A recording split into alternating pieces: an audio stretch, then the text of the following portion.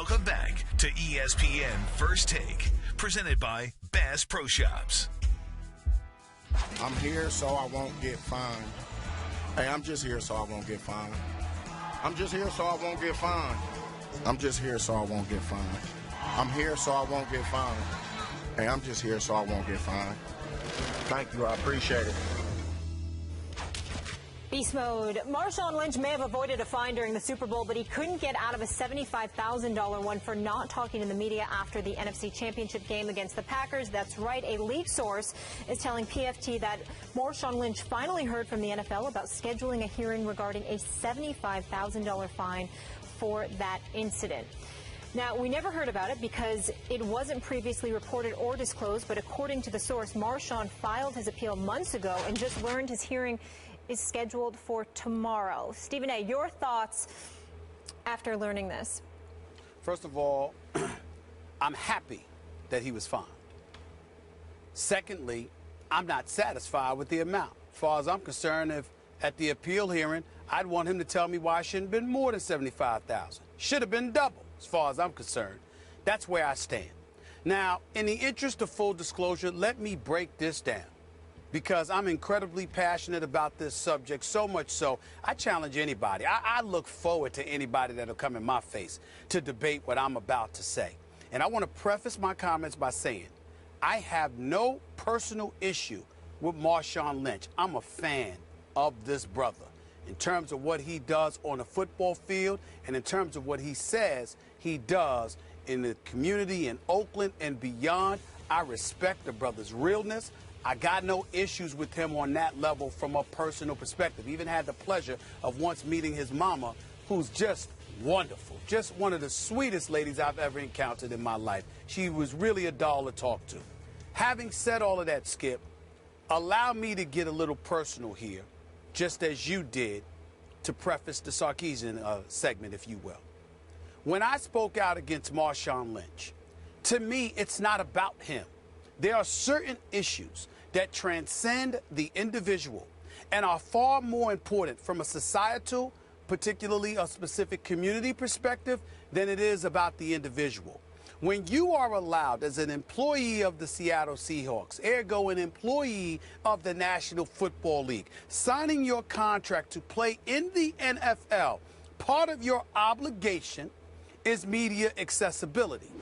And Marshawn Lynch would make the argument, and the Arian Foster's, my brother, the Michael Robinson, who was his teammate in Seattle when they won the Super Bowl, my brother, loved those brothers to death. They argued vehemently in his defense, in the defense of Marshawn Lynch, about who he was as a person, what he had a right to do, etc. And I made it very, very clear to them. I ain't talking about him as a person.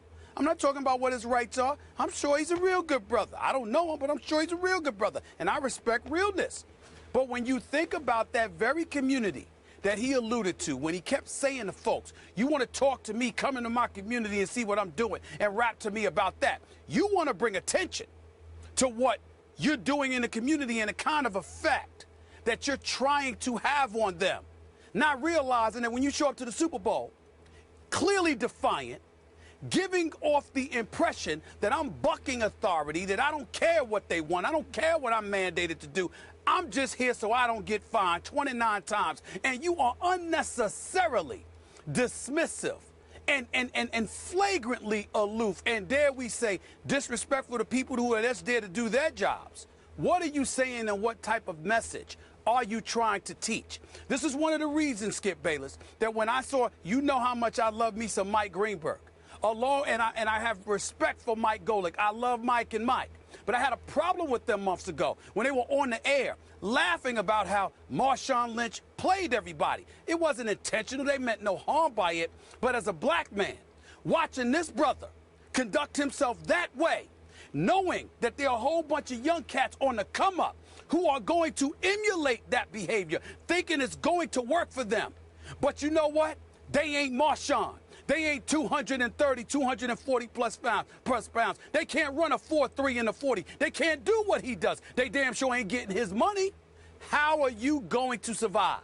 If not, let alone prosper, if you are conducting yourself that way? That's the issue here. You can't allow somebody to walk up there and so flagrantly buck the system, while at the same time telling us that these guys are role models, that these guys and their actions are going to be emulated. They have to be cognizant of that before, because it could potentially have a profound impact on fellas on the come up who may decide to emulate such a behavior and give them the impression that that is something that you can get away with. You have to send an emphatic message. You will not get away with something like that. We all must sit up there and capitulate to some degree. And the reason I brought this subject up to you, Skip Bayless, and I wanted to do it so desperately, Skip, this is one of the subjects that I brought up. Remember months ago when we were talking about, other issues, and Mark Cuban brought up his comments and cats were calling me a sellout and a coon and all of this other stuff. And I'm sitting there talking about, the hell you talking about here? I'm telling you what the deal is and what we have to guard ourselves against if we want to position ourselves to prosper. And if you emulate certain kind of behavior, it will work against you, because it will be held against you. And you have to send the message that there are certain things that you simply cannot do. Otherwise, you're going to pay a heftier price for it than you ever imagined. Marshawn Lynch may not have to worry about it, but you will. And we have to discourage something like that. And that's why I'm happy that the NFL took the position. We will find you. We will find you, and we will make sure that you know this is not something that you need to do, lest it's going to cost you. Okay. I have no problem with it. Help me out a little bit here. Take me a level deeper.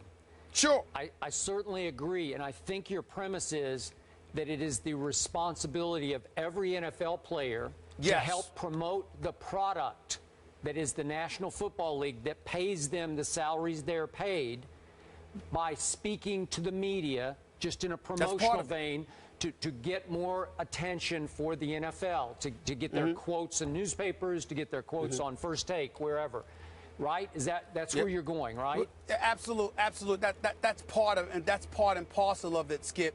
But you can use the word promote all you want. What I'm trying to say to you is you have a responsibility to say. They call it promoting the product. Nobody has a right to go up to Marshawn Lynch and ask him about his personal life and expect him to have to answer. But if I have a question for you about the New England Patriots on Super Bowl week, what is your problem? If I have a question about you running the football, what is your problem? This guy wasn't available to talk to the media when Pete Carroll passed on giving him the football a half a yard away from the goal line, but he could talk to Conan O'Brien and tell him. I mean, come on, man. Okay, you've got to be kidding me. Okay, I'm with you. You lost me a little bit. Is it just a black issue, or is it just a player issue? Wouldn't you say that for any player? I'm saying to you it's a player issue. All I'm confessing to you about is that there are players on the come up who look like Marshawn Lynch, who come from the same kind of community as Marshawn Lynch, who would emulate him, and they don't happen to be white, Skip.